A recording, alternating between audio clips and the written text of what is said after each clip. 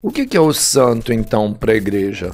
São homens, como nós, batizados, que viveram em tudo a sua humanidade, com seus desafios, venceram as suas tentações, os seus pecados, e em tudo imitaram a Cristo.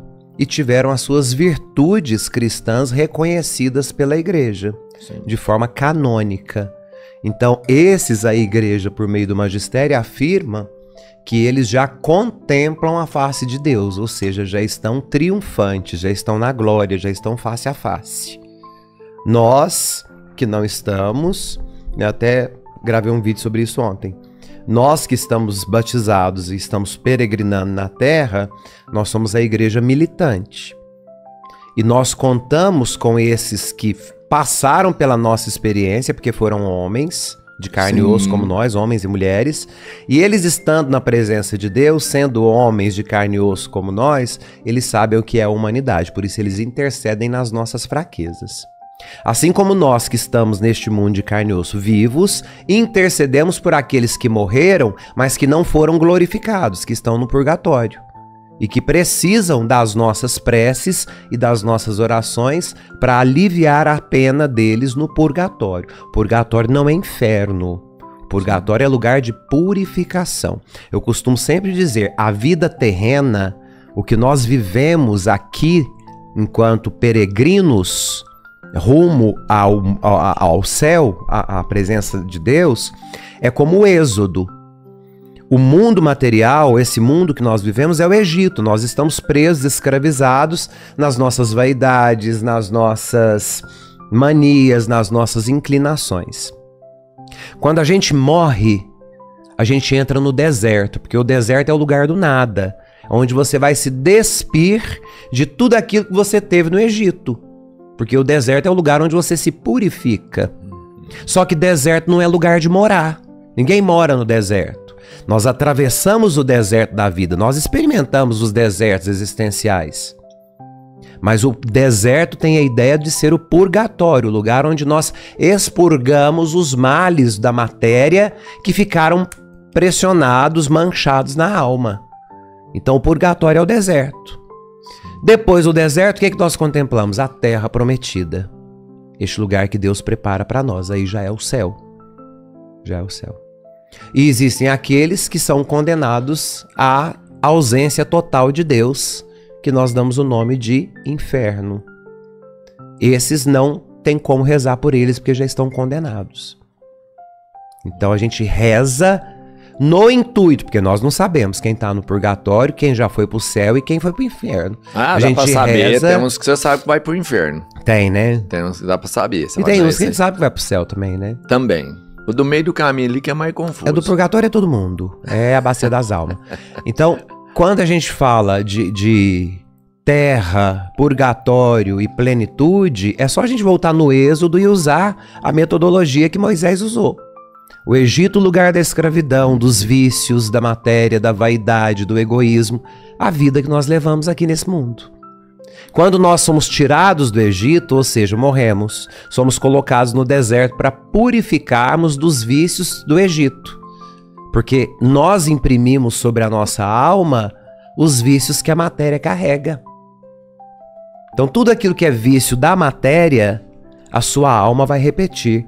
Por isso que a sua alma precisa passar pelo purgatório para expiar essas manchas que foram colocadas na sua alma por meio dos vícios da matéria, das más inclinações, do egoísmo, da vaidade, enfim, de todos os vícios humanos que nós temos.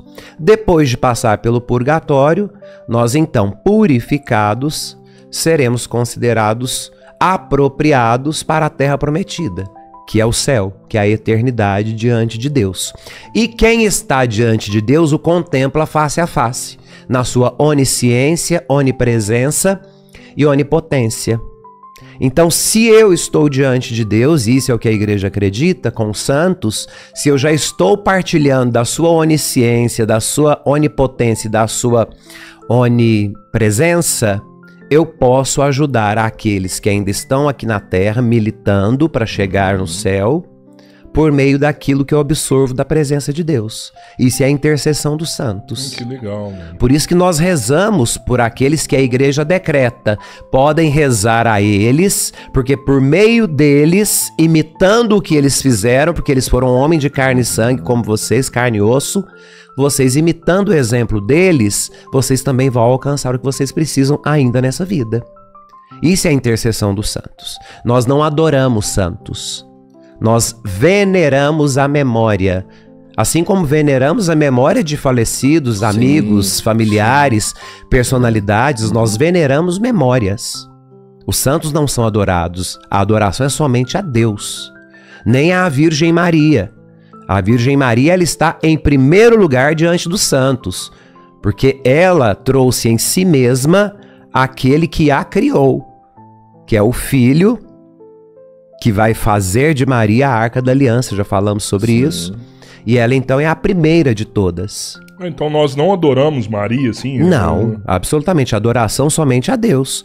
Todo culto que nós prestamos a Deus. Então preste atenção, toda oração da igreja, ela é concluída da seguinte forma: ó Deus, nós estamos referindo ao Pai, porque tudo é para Ele.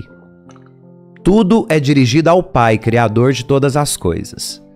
Aí nós falamos, ó Deus, vem a prece que nós fazemos pela comunidade. E no final nós falamos para Deus Pai. Tudo isso nós os pedimos por Jesus Cristo, vosso Filho, que é Deus e convosco vive e reina na unidade do Espírito Santo por todos os séculos dos séculos. Então tudo ao Pai, pelo Filho, no Espírito Santo. Essa é a dinâmica da oração da igreja. Não existe nenhum tipo de adoração que não seja a Deus. Quanto aos santos, nós prestamos a reverência. A Maria Santíssima, a primeira a ser reverenciada. Depois dela, os santos.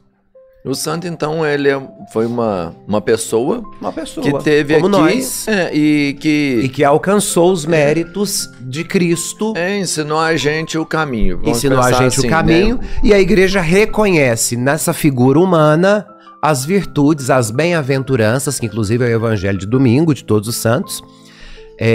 Reconhece nele as qualidades e virtudes suficientes para afirmar, de fato, ele já contempla a face de Deus. E a autoridade da igreja, tudo que ligares na terra será ligado no céu, pode, por meio do magistério, decretar, essa pessoa já contempla a face de Deus. Então nós podemos rezar pedindo que, a gente imitando o exemplo dessa pessoa, Santo Antônio, a gente imita o exemplo de Santo Antônio e pede por meio dele, que já está diante da face de Deus, aquilo que nós precisamos para também amar e servir como ele amou e serviu. Para virar santo, só a igreja que pode determinar, né, se é santo ou não. No mínimo são 3 milagres? No mínimo, porque primeiro tem que ser consideradas as virtudes. A igreja precisa de reconhecer as virtudes na terra dessa pessoa. Então, para isso, você tem o testemunho da comunidade. A comunidade vai te dizer, não, em vida as virtudes dele de fato foram virtudes cristãs e em tudo ele imitou Cristo. Então nós podemos dizer que de fato ele foi um santo na terra. Depois, para ele ser aí ele recebe o título de servo de Deus pela igreja, porque teve as suas virtudes cristãs reconhecidas. Depois ele vai entrar no processo de beatificação. Beato significa feliz. Ah, sério? Latim, eu sempre achei que beato era sozinho, alguma coisa assim. Não, o beato é aquele que é feliz. Né? A visão beatífica é a visão da felicidade, a visão eterna de Deus. Portanto, beato é a abreviatura de bem-aventurado. Então, o bem-aventurado, ou seja, feliz, é o beato, o bem-aventurado, é o feliz, é a abreviatura de bem-aventurado. Eu achava que era sozinho também. Porque eu tinha uma tia beata. Tia Faustinha era beata. Ela era feliz. Sozinha. Por quê? Porque não casou, não tinha ninguém pra dar satisfação, não tinha um periquito pra dar água, beata, felicíssima.